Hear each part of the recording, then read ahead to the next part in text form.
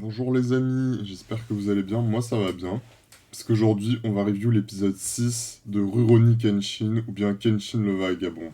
Donc on est toujours dans la saison 2, la saison qui est centrée autour de Makoto Shishio, l'antagoniste, qui d'ailleurs a apparu, c'est un mec moche en bandage, on dirait une momie.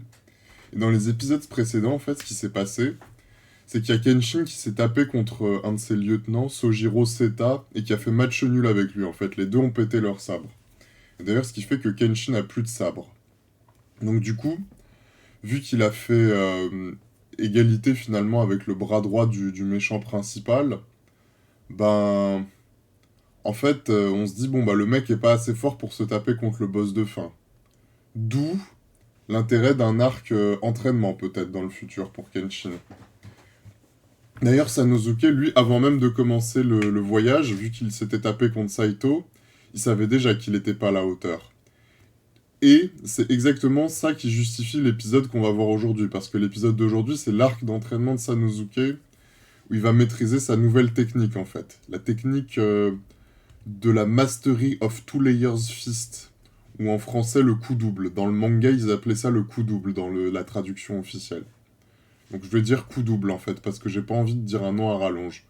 Ou alors on peut aussi appeler ça l'éclat de rock, en fait, vu comment ils s'en servent dans l'épisode. Donc le mec que vous voyez à l'écran, en fait, ce mec bien vénère, là, il s'appelle Henry, et c'est plus ou moins le maître de Sanosuke dans cet épisode. D'ailleurs, c'est intéressant parce que Sanosuke, c'est un personnage qui, jusque-là, avait pas vraiment eu de mentor, en fait. Enfin, si, il a eu son capitaine, le capitaine Sagara, et Kenshin aussi, dans une certaine mesure, mais en vrai de vrai, tu vois, il n'y a pas vraiment de mec qui s'est posé avec lui pour lui apprendre la technique de combat, machin, tout ça. D'ailleurs, même Saito, quand il s'était tapé avec lui, il a dit frère, tu connais pas les bases de la défense, c'est chaud quoi.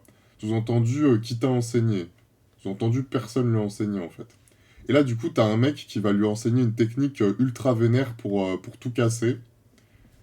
Et c'est Henry qu'on voit à l'écran. Donc là, pour le coup, ils vont développer une vraie relation maître-élève, machin.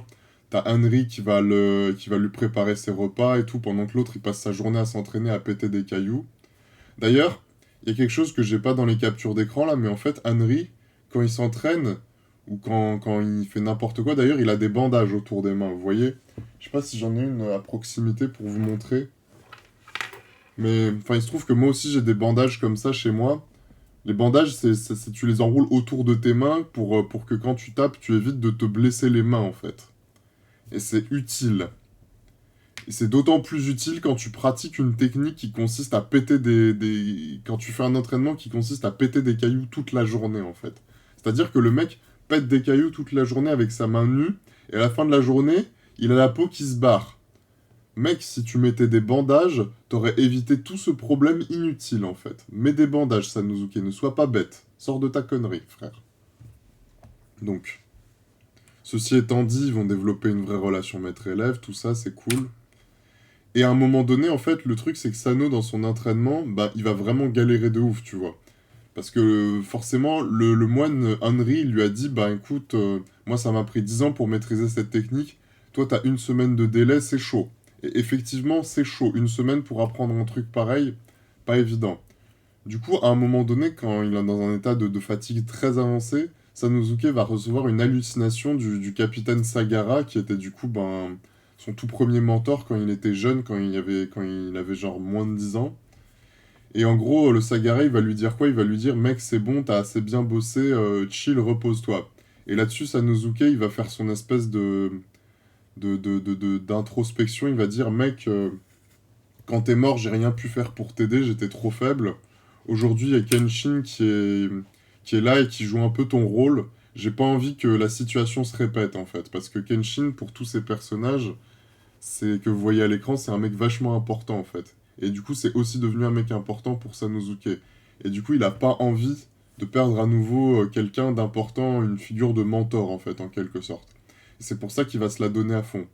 Et en fait, j'ai l'impression en fait que dans cette scène, le fait de dire à haute voix ses vrais sentiments, parce que dans l'épisode 1 de la saison, le mec était plutôt en mode...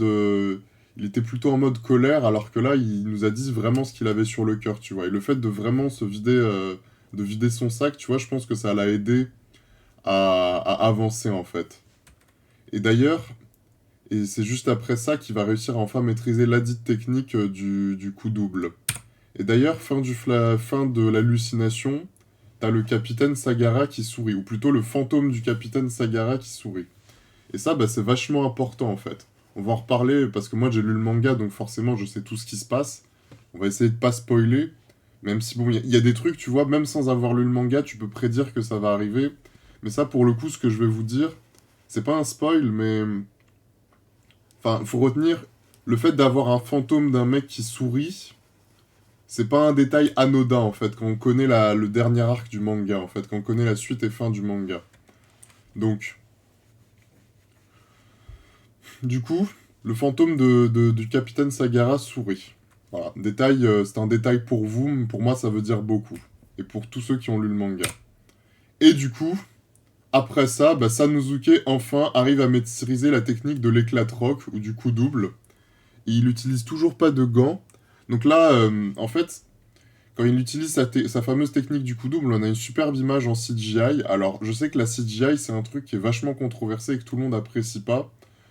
Moi, je vous avoue que j'ai vu le début de Berserk 2017 avec la CGI, j'ai trouvé ça infect et j'ai drop. Dès que je vois un animé qui est en full CGI, j'ai tendance à pas le regarder du tout.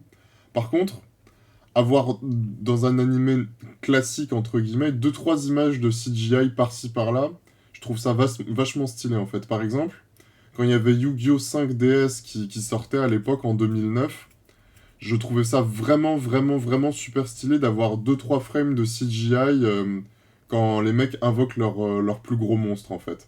C'est vraiment quelque chose que je kiffais. En plus, ça collait bien avec l'ambiance un peu futuriste de la série. Bon, là, pour le coup, ambiance futuriste, on n'est clairement pas dans ça. Mais tu vois, le fait d'avoir cette simple image de CGI, tu vois, je trouve que c'est- bizarrement, c'est plus impactant en fait, parce que ça renforce le fait que c'est quelque chose, tu vois, qui tranche vraiment avec. Enfin, même graphiquement, ça tranche vraiment avec le reste de l'épisode, tu vois. Et c'est quelque chose qui me plaît bien pour le coup. Donc voilà, donc Sanosuke maîtrise sa fameuse technique. Du coup, il se quitte bons amis avec Henry, le moine. Le mec lui dit, bah t'es un gars stylé, il a vraiment mûri en une seule nuit, c'est le GOAT, tout ça, machin. Et là, Sanosuke se barre, il reprend son chemin. Henry lui dit, bah voilà, faut aller par là pour aller à Kyoto. Donc Sanosuke se barre, il continue son chemin. Et là, en fait, dans un manga, disons, voilà, si le mec avait vraiment eu la flemme, tu vois, le personnage d'Henry, on l'aurait plus jamais revu. Sauf que là, à la fin de l'épisode, on a Henry tout seul qui est en train de penser. Donc Henry, je vous rappelle que c'est ce mec. T'as Henry tout seul qui est en train de penser à sa rencontre avec Sanosuke. Et là, qui c'est qui apparaît? Sojiro Seta lui-même, donc le bras droit de Shishio, qui apparaît et lui dit, écoute Henry, c'est l'heure de rejoindre la fiesta en fait, parce que ce qu'on nous a dit à la fin de l'épisode précédent, c'est que Shishio, il est comme Aizen, il a sa propre espada à lui en fait. Donc je crois que ça s'appelle les 10 sabres sacrés ou un truc comme ça, j'ai oublié le nom, peu importe. C'est l'espada en gros. Donc dans l'espada, t'as Sojiro Seta lui-même et t'as Henry. Donc déjà, bah du coup, on sait que Henry et Sanosuke, ils vont être dans deux teams opposés. Et ils utilisent tous les deux la même technique. Donc il n'y a pas besoin d'être un grand visionnaire ou un grand stratège ou un grand auteur pour comprendre ce qui va se passer dans la suite. Tu sais déjà ce qui va se passer dans la suite. Voilà, c'est pas... Voilà, j'en dis pas plus, mais on s'est compris, tu vois. Donc Henry fait partie des 10 sabres de Shishio. Ce qui est assez ironique d'ailleurs, parce que le bec se bat à main nue, mais bon, c'est un détail. Toujours est-il que voilà, l'épisode se termine là-dessus. Donc bah qu'est-ce qu'on a pensé de cet épisode? Bah voilà, c'est un épisode de type arc d'entraînement. Donc pour le coup, tu vois, c'est le genre d'épisode où il n'y a pas énormément d'action, il n'y a pas énormément de baston. On a déjà eu deux épisodes précédents où il y avait un peu d'action avec Senkaku qui s'est battu contre Kenshiro.